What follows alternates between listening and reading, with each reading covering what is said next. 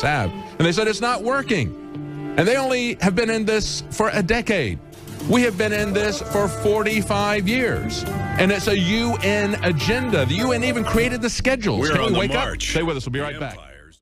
Welcome back to the Alex Jones Show. I'm David Knight, your host.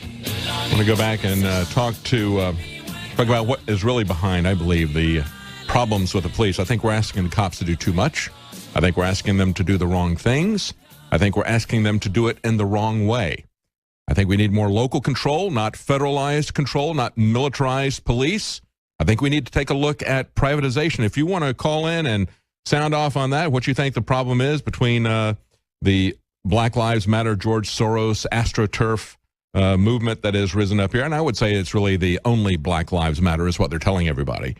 They're not really interested in reforming the police. Look, every institution needs to constantly either be improving or it's going to be constantly getting worse. And like all the other branches of our government, the police should not be above reform and improvement. And there are areas for improvement. That's not to say that any of these assassinations of the police are justified. They're not. They're not even connected to what's happened. I mean, they're not even trying to come after the people that they believe committed these crimes. I mean, this is just random acts of violence. It's directed at the police. It's also directed at white people.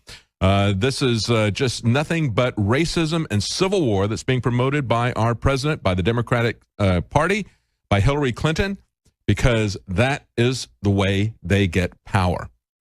Now, I want to take your calls. The number is 800-259-9231. That's 800-259-9231. Before we go back to the news and go to your calls, I just want to remind you that we still have the Hillary for Prison t-shirts. You can get it at InfoWarsStore.com. You saw a lot of the people at the America First Unity Rally there in Cleveland had their Hillary for Prison t-shirts. It's the same design you've seen flying behind the airplane this last several days in Cleveland. And you will see it featured at the Democrat Party in one way or the other, I'm sure, as well. There it is right there if you're watching the video feed. You can get that design on your shirt, and you can fly that around. It cracks me up every time I see that. That's a great sign. I'm glad that Alex did that. And, of course, it's your purchase of those T-shirts and the products that we sell that allow us to send our reporters to these conventions, to cover other live news outlets, as well as it gives us the opportunity to thank you with our specials from time to time. We have put our premier product, our most expensive product, DNA Force, on sale. It's very expensive. As I point out before, BioPQQ, in the form that we get it, there's only one company that does that. It's very expensive to get it. It's about $30,000 per batch. And DNA Force is loaded with patented BioPQQ compound. It's backed by 175 clinical studies. You can do the research yourself. We can't connect the dots for you. We can't make any claims or draw any conclusions about products that we sell, but you can do the research. That's what the internet is for. Look at these clinical studies. Look at what people say on InfoWarsLife.com, reviews about this product, about our other products that we sell.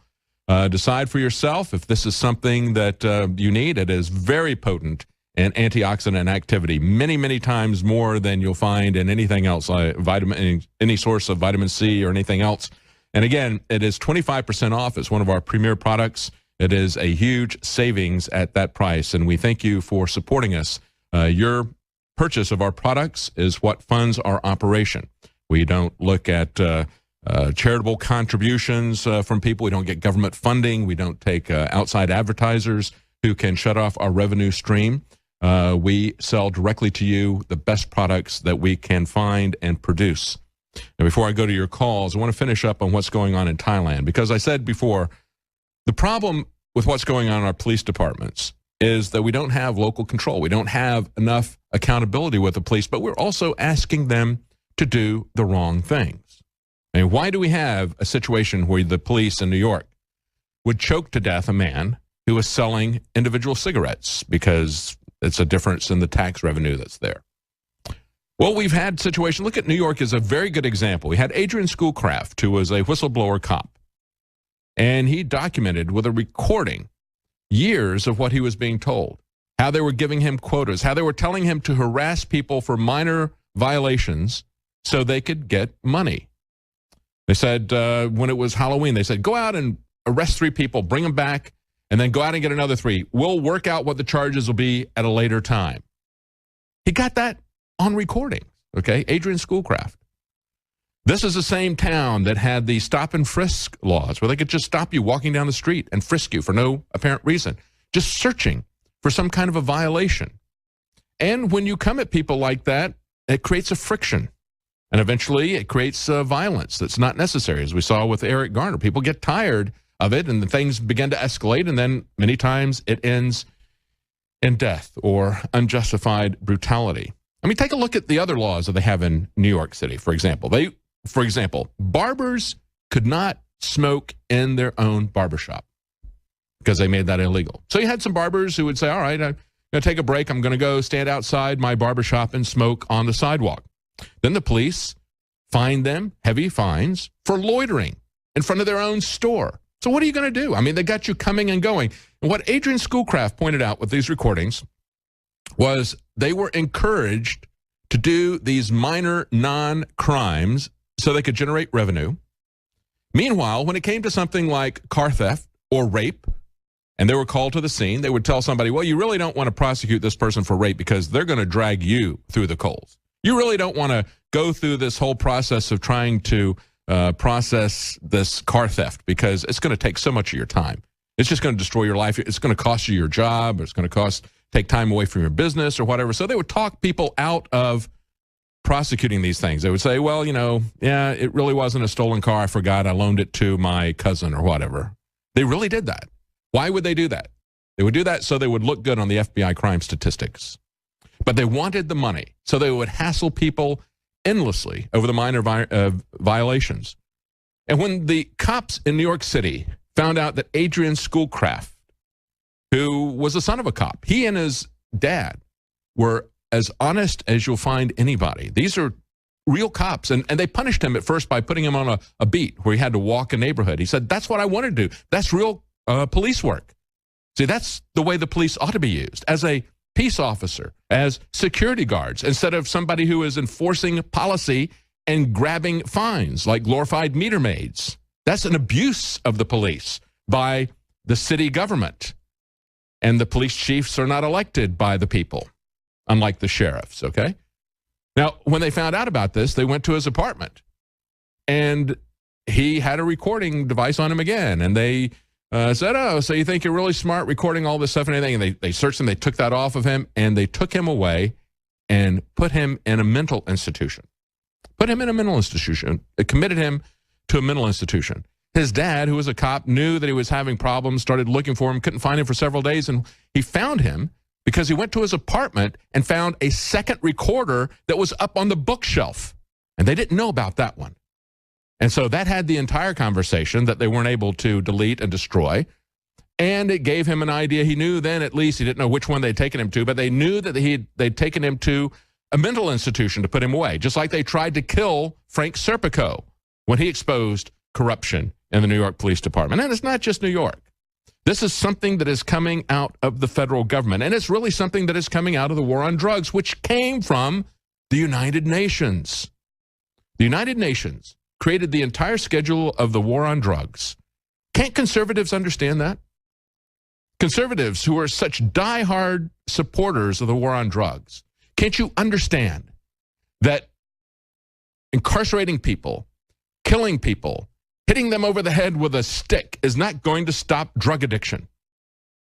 It's a spiritual issue. It's a mental issue. It is a medical issue. It is not a law enforcement issue. When you make it a law enforcement issue, you corrupt this government and you don't get what you want. It just simply gets worse. And that's what's happened for 45 years. It was created, all the schedules that we have and all the drugs and all the schedules were created 10 years before Nixon declared the war on drugs and used it as a clone, just as we see happening with Agenda 21, with the 2030 Agenda for Sustainability. The UN creates these templates. We see it also with ALEC, the American Legislative Exchange Council. They will create legislation as a template. Then they'll have a get-together at a swanky vacation resort and pull in Republican mostly, but also Democrat legislators. Give them the legislation and say, here it is. It's got a blank here where you fill in your name and the state, and this is the legislation that we want for business purposes, okay? This is a common thing. This is corruption, pure and simple. So how's this working out for Thailand? They're starting to get the idea. Unlike America, we've been doing this for 45 years. They've been doing it for 10 years. Here's a guy, 18 years old, when he was jailed for selling illegal drugs. Reuters reports now he's turning 30. He's not even halfway through his 33-year sentence at Bangkok's high-security prison. And his family said he was just a kid. He wasn't a big-time dealer, his older brother said. And he said this.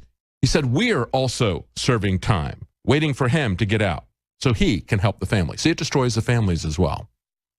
And we're not even talking about the American government's involvement in creating heroin in Afghanistan.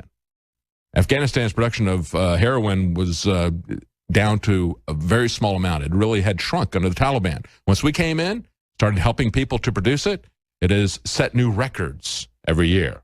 And it's now about 90% of the world's supply of that is coming out of the areas that we control. Our CIA, just like we had the crack cocaine epidemic from the CIA, from the Reagan administration, that was invented by the CIA and brought in. It was exposed by Gary Webb and Dark Alliance, how they did a war of drugs on the black community, on the rest of America with the crack cocaine epidemic. That was created to fund their secret wars by our secret government.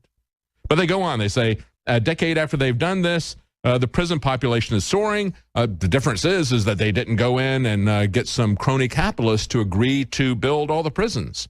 All you people who think that Gary Johnson's against the war on drugs, you should take a look at what he did with private prisons and the war on drugs when he was governor of New Mexico. Okay, he was in on that rig, okay? Just like they have now jettisoned their principles of supporting the Second Amendment, and the Libertarian Party is simply interested in getting enough votes that they can get money from the federal government. When I was involved with the Libertarian Party, if a candidate said that he wanted to get federal matching funds, it was a disqualifying thing. Most of us in the Libertarian Party at that point would say, no thanks. You're violating our principles. They're violating their principles left and right now. They also talk about this. I mean, their prison conditions are even worse than ours. They've got a cell that's about 5 by 10, and they sleep 5 inmates in there side by side on the floor, okay? But they have 4 times the number of people in prison as the average of the other Asian nations, and they've just said this. The world has lost the war on drugs, not only Thailand. A official with the Thailand government says, we have clear numbers that drug use here has increased over the past 3 years. Another indicator is that there's more prisoners, okay? Well, we have that same information, and we seem to be unable to connect the dots. We seem to be unable to connect the dots that when you create a war on the population, things are going to get violent. What do you think? We're going to have a war of drugs on the population for 45 years? Of course it's going to eventually get violent. That truly is the root of this, the fact that we are misusing our police, that we have absolutely no control, no accountability in the process, and we are not at all interested in how the Constitution applies to our liberties, to our due process. We've said for the sake of the war on drugs, we're just going to shut this down. Let's go to one of our callers. Let's go to Margaret in Ohio. Margaret. Go ahead. Hello, oh, Margaret sorry. in Oklahoma. Oklahoma, yes. Oklahoma. Yes, I wanted to talk about Schaefer Cox. Okay. That our Department of Justice is totally, completely corrupt, not just a little, not just halfway, but completely corrupt. That Eric Holder pressured prosecutors to lie and cheat and break laws to put Schaefer Cox into prison.